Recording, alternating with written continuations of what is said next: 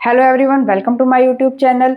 आज आप मेरे हाथ में एक चम्मच देख रहे हैं। आपने कभी ना कभी अपने चेहरे को इस चम्मच में ज़रूर देखा होगा। आपने नोटिस किया होगा कि जब हम अपने चेहरे को इस तरफ से देखते हैं तो ये हमें उल्टा नज़र आता है, लेकिन अगर हम अपने चेहरे को इस तरफ से देखते हैं तो ये हमें सीधा नज़र आता है। तो आज हम जानेंगे कि इसके पीछे की साइंस क्या है और चम्मच के इस सरफेस और इस सरफेस को हम क्या कहते हैं।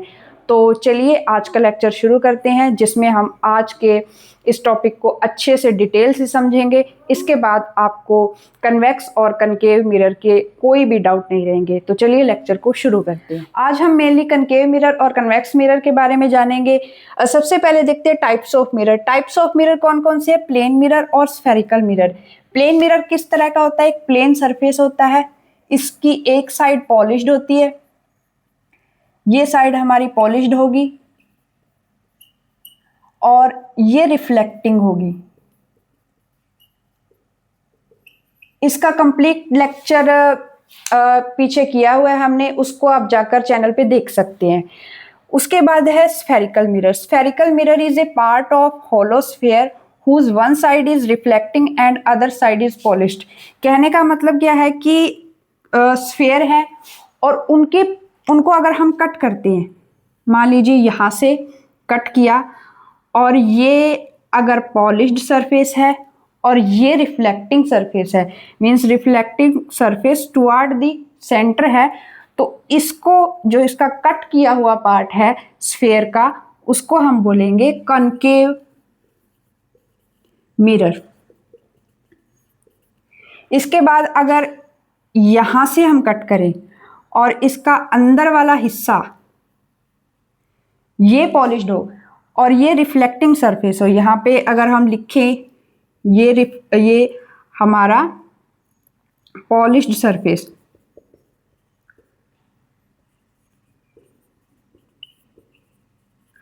और ये रिफ्लेक्टिंग सरफेस,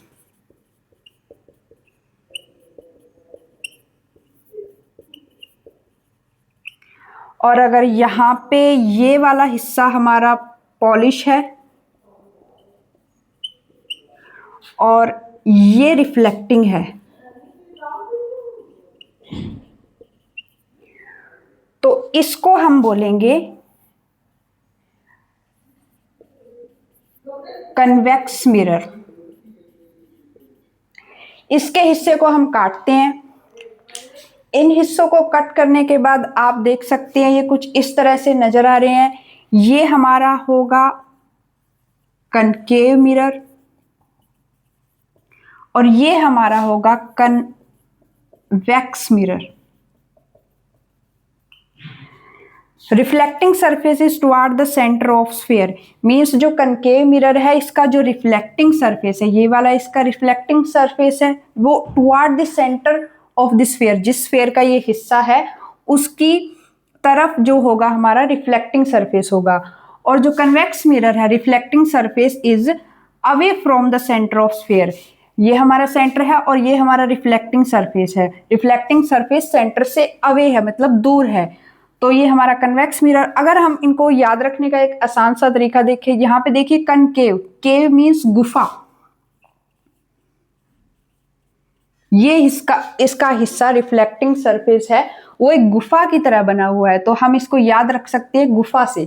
और कन्वेक्स मिरर मीन्स एक टीला से याद रख सकते हैं, जो हमारा टीला होता है वो उभरा हुआ हिस्सा होता है, तो ये इसका रिफ्लेक्टिंग सरफेस उभरा हुआ है, तो इसको हम कन्वेक्स मिरर बोलते हैं। ये इसके याद रखने के तरीके होंगे।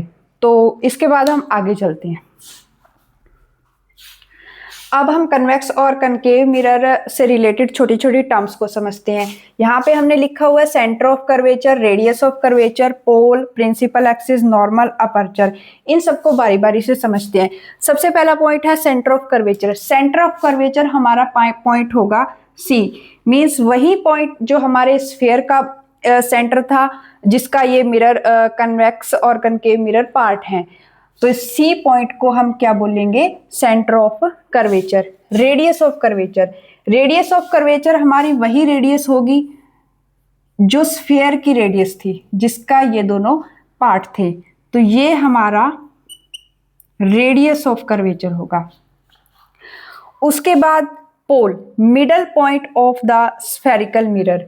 मिडल पॉइंट, जो ये स्फेरिकल मिरर है इनका जो मिडल पॉइंट है वही हमारा पोल होगा, पी, इसको पी से डिनोट करेंगे। उसके बाद है principal axis, line joining pole and centre of curvature.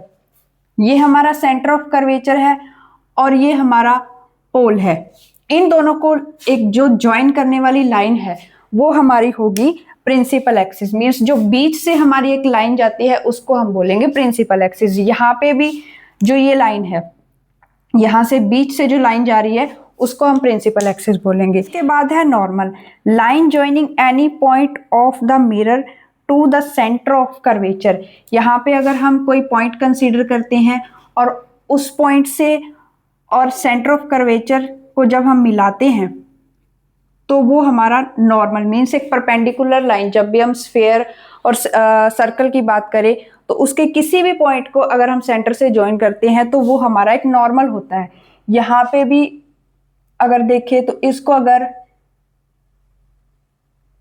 Join करें सेंटर से तो ये हमारा नॉर्मल हुआ।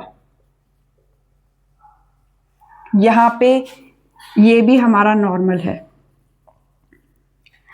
आगे है aperture, diameter m1 m2 of the mirror. ये m1 m2 जो डायामीटर है इसका, मीन्स जो ये वाला, अगर इस डायमीटर की अगर हम बात करें तो इसको हम अपर्चर बोलेंगे। यहाँ पे भी अगर देखें जो एक लाइन है m1 m2, इसको हम अपर्चर बोलेंगे। ये हमारी प्रिंसिपल एक्सिस है।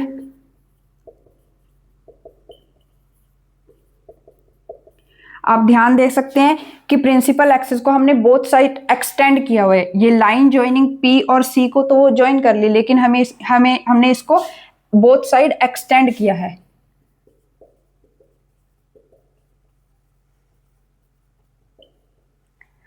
तो आप यहां तक नोट डाउन कर सकते हैं। इसके बाद हम इसके कुछ साइन कन्वेंशन को देखते हैं।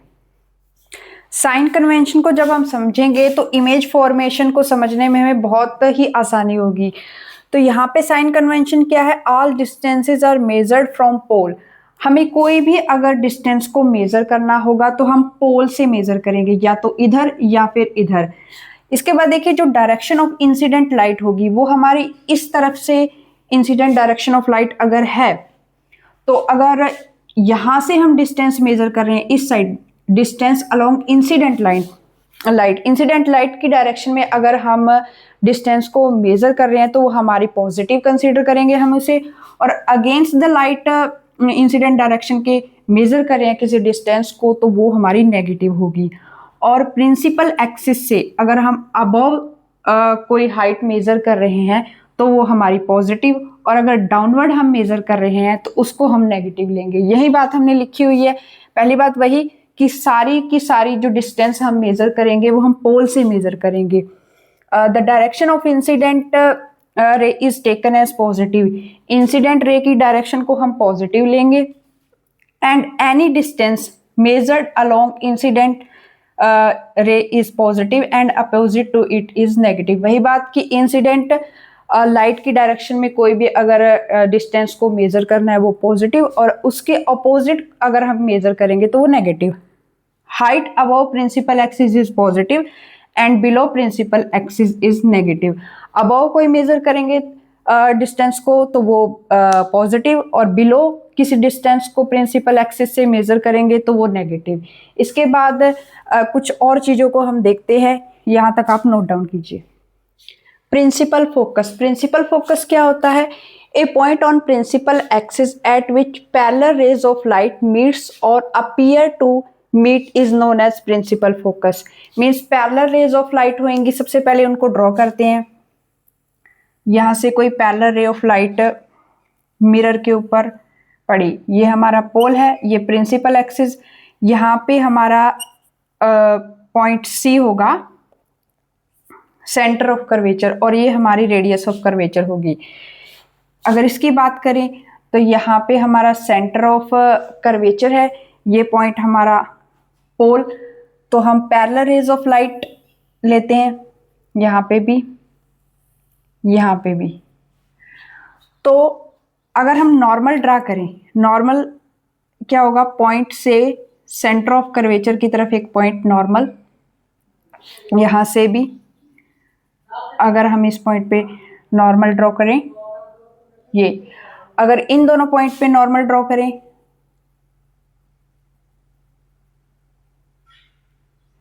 ये, और इधर से अगर देखें तो हम ये हमारे नॉर्मल हुए। हमें पता है रिफ्लेक्शन ऑफ लाइट के जो रूल होते हैं कि इंसिडेंट एंगल और रिफ्लेक्टिंग एंगल सेम होता है। ये हमारा इंसिडेंट एंगल है, यहाँ ये भी हमारा इंसिडेंट एंगल हुआ, तो सेम हमारा ये रिफ्लेक्टिंग एंगल होगा। यहाँ पे कहीं पे ये इस तरह से लाइट हमारी रिफ्लेक्ट हो जाएगी। यहाँ पे भी देखिए ये I1 होगा इंसिडेंट एंगल, यहाँ पे अगर कोई I2 है तो ये इस तरीके से, कुछ इस तरीके से रिफ्लेक्ट हो जाएगी। ये R2 और ये R1, यहाँ पे हमारा I1 is equal to R1, ये रूल ऑफ जो हमारे लॉ ऑफ रिफ्लेक्शन थे उसके अकॉर्डिंग। तो ये पॉइंट जो है हमारा, ये पॉइंट प्रिंसिपल फोकस होगा, means a point on principal axis at which parallel rays of light meets और अपीयर टू मीट। यहाँ पे ये एक्चुअल में मीट कर रही है, वहां पे वो अपीयर्स टू मीट होंगी, तो ये हमारा प्रिंसिपल फोकस होगा। यहाँ पे भी अगर देखें तो ये लाइट इस तरह से रिफ्लेक्ट हो जाएगी और यहाँ से ये रिफ्लेक्ट हो जाएगी इस तरह से, तो ये यहाँ से आती हुई हमें लगेगी। तो ये पॉइंट हमारा प्रिंसिपल फोकस होगा। यहाँ पे ये एक्चुअल में मीट कर रही है और यहाँ पे लाइट्स मीट होती हुई लग रही है हमें, तो वही बात है, ये हमारा प्रिंसिपल फोकस होगा। देखिए यहाँ पे जो लाइट्स है एक जगह कन्वर्ज हो रही है, पैरेलल रेज ऑफ लाइट है वो कन्वर्ज हो रही है, इसलिए इसको हम कन्वर्जिंग मिरर भी बोलते हैं।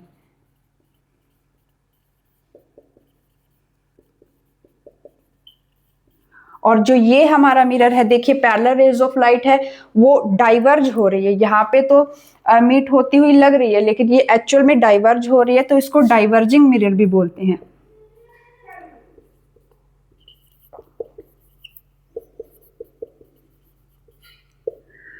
तो आज के लेक्चर के लिए हम इतना ही रखेंगे। इसके बाद हम नेक्स्ट लेक्चर में देखेंगे कि जो हमने हमारा चम्मच वाला एग्जाम्पल लिया था वो हमारी इमेज को कैसे बनाता है। नेक्स्ट लेक्चर में इमेज फॉर्मेशन को देखेंगे, साथ ही साथ हम ये भी जानेंगे कि व्हीकल में हमारे जो रियर व्यू हम देखते हैं कि जैसे कि पीछे का व्यू देखने के लिए हमारा मिरर लगा होता है, तो उसमें बड़ी सारी पीछे की इमेज हमारे एक छोटे से मिरर में कैसे दिखाई देती हैं। तो इन सब चीज़ों को हम नेक्स्ट लेक्चर में समझेंगे। तब तक के लिए थैंक यू।